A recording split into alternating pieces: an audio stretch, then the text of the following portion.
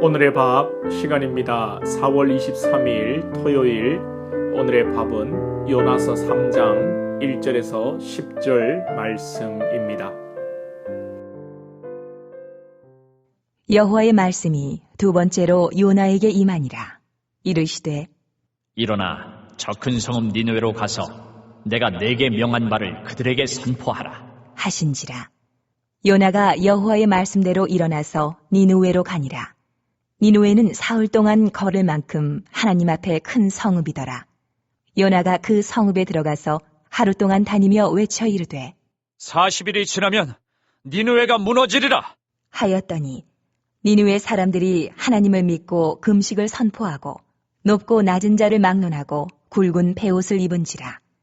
그 일이 니느웨 왕에게 들리매 왕이 보좌에서 일어나 왕복을 벗고 굵은 베옷을 입고 제 위에 앉으니라. 왕과 그의 대신들이 조서를 내려 니느웨에 선포하여 이르되 사람이나 짐승이나 소떼나 양떼나 아무것도 입에 대지 말지니 곧 먹지도 말 것이요 물도 마시지 말 것이며 사람이든지 짐승이든지 다 굵은 베옷을 입을 것이요 힘써 하나님께 부르짖을 것이며 각기 악한 길과 손으로 행한 강포에서 떠날 것이라. 하나님이 뜻을 돌이키시고 그 진노를 그치사 우리가 멸망하지 않게 하시리라. 그렇지 않을 줄을 누가 알겠느냐. 한지라. 하나님이 그들이 행한 것 곧 그 악한 길에서 돌이켜 떠난 것을 보시고 하나님이 뜻을 돌이키사 그들에게 내리리라고 말씀하신 재앙을 내리지 아니하시니라. 요나가 물고기 뱃속에서 나와서 두 번째 하나님의 말씀을 받고 니느웨로 가서 말씀을 전하고 니느웨 사람들이 왕으로부터 모든 사람이 또 짐승까지도 금식하며 회개하고 기도하여 하나님의 심판을 면하게 되는 말씀입니다. 얼핏 보면 너무도 은혜스럽습니다. 요나는 순종하여 복음을 전하고 니느웨 사람들도 말씀에 순종하여 모든 백성이 짐승까지 금식하며 회개하니 얼마나 은혜가 넘칩니까? 그런데 요나에게 수상한 점이 발견됩니다. 3절에 보시면 니느웨는 사흘 동안 걸어야 하는 성읍이다 그렇게 나오는데요.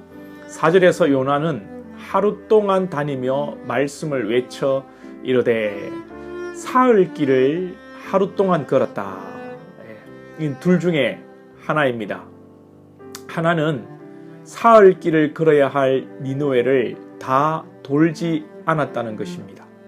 또 하나는 다 돌았지만 건성으로 대충 말씀을 외치며 다 돌았다고 하는 것이죠.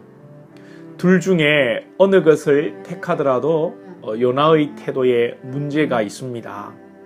다 돌지 않았다고 해도 불순종한 종이고 다 돌았어도 건성으로 했다면 진정성이 없는 불순종입니다. 아직도 요나는 자신의 생각에 이 니느웨가 싫은 것입니다. 4장에 가서 우리 주일에 보시면 명확한 답이 나오겠습니다만 요나는 지금 니느웨에서 하나님의 말씀을 전하는 것이 기쁘지 않습니다. 이 일을 억지로 하고 있는 것이죠. 요나의 마음은 이런 것입니다. 아니 이방인에게 어떻게 하나님의 말씀을 전하고 이 지옥의 불쏘시개로 써야 할 이 인간들이 어떻게 심판을 면하고 구원을 받는단 말이야. 하나님도 참 이렇게 자신이 하나님의 자리에서 판단하는 것입니다. 자, 그런데 이렇게라도 요나가 하나님의 말씀을 전하니 회개가 일어나고 구원의 역사가 일어나는 것입니다. 그래서 우리는 어떻게라도 말을 잘하든 못하든 때를 얻든 못 얻든 언제나 우리는 복음을 전해야 하는 것이죠. 전하지 않고 듣는 자가 없고 듣지 않고 믿음이 없는 것입니다. 우리가 말이 서툴고 말을 잘 하지 못해도 언제나 복음을 전할 수 있기를 원합니다. 우리가 뭐라도 전해야 하나님께서 역사하시는 것입니다. 그리고 오늘 말씀을 통하여 볼 때 거듭 말씀을 드립니다. 하나님이 일하십니다. 요나가 진정으로 일하지 않았고 100%의 순종이 아니었어도 하나님께서는 요나를 통해 메시지를 전하시고 니느웨 사람들이 회개하도록 만드십니다. 요나가 전심을 다해 정성껏 말씀을 전했다면 요나도 그렇고 우리도 그래 내가 열심히 했어. 요나가 전심으로 하니까 역사가 일어나는구나 그렇게 생각할 수도 있지만 요나는 죽지 못해 순종이 아니라 억지로 복종했다고 할 수 있겠습니다. 그럼에도 하나님께서는 니느웨 사람들이 회개하고 심판을 면하도록 하나님의 백성을 하나님이 구원하시고 하나님의 일을 이루어 가십니다. 여기서 니느웨의 회개가 귀합니다. 니느웨 왕과 대신들이 조서를 내리는데 금식하며 회개하라고 조서를 내리고 하나님께서 구원하실지 그렇지 않을지 누가 알겠느냐라고 합니다.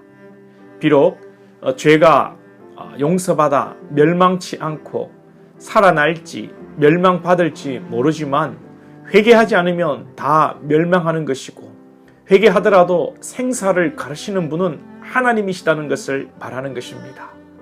회개를 용서, 구원으로 도식화하지 않고 주권이 하나님께 있다는 것입니다. 아주 놀랍습니다.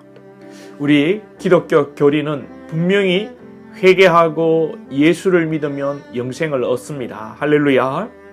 하나님께서 세상을 이처럼 사랑하사 독생자를 주셨으니 이는 저를 믿는 자마다 멸망치 않고 영생을 얻게 하려 하심이라. 그런데 이 귀한 하나님의 우리를 향한 사랑, 진리, 은혜를 우리가 너무 이 값싼 은혜로 진리로 사랑으로 전락시키는 것은 아닌지 모르겠습니다. 회개만 하면 다 용서받는다는 생각에 죄를 짓는 일에 둔하고 민감하지 못하고 우리 죄의 무게를 가볍게 여기는 것은 아닌지 한번 돌아보면 좋겠습니다. 우리 주님의 십자가는 결코 가벼운 것이 아닙니다. 하나님이신 예수님께서 완전한 인간으로 이 땅에 오셔서 우리를 대신하여 우리 죄를 위하여 인간의 몸으로 십자가를 지신 것입니다. 오늘도 이 하나님의 은혜와 사랑을 기억하면서 우리의 삶이 거룩하고 또 하나님 앞에 온전히 드려지는 그러한 삶이 될 수 있기를 주님의 이름으로 소망합니다. 기도드리겠습니다. 하나님 아버지 감사합니다. 오늘도 말씀을 통하여서 나 같은 우리의 자신을 발견하게 하시옵소서. 하나님, 우리가 부족해도 하나님은 하나님의 일을 이루어 가시고 또 부족한 우리를 통해서도 하나님의 일을 이루어 가시니 우리 모든 영광과 존귀를 하나님 앞에 올려드리게 하시고 우리의 의나 우리의 자랑은 조금도 드러나지 않도록 하나님 철저하게 우리가 낮아지게 하여 주시고 주의 의와 영광 나타나게 하옵소서. 십자가의 그 무게가 얼마나 큰 것인지요. 그럼에도 우리는 늘 그 하나님의 은혜로 우리의 이 죄와 우리의 부족함을 가볍게 여기는 그러한 경향들이 있음을 고백합니다.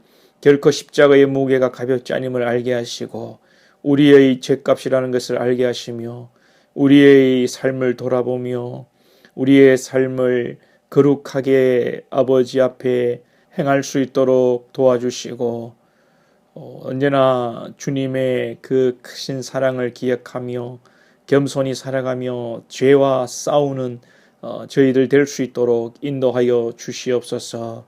예수님의 이름으로 기도하옵나이다. 아멘.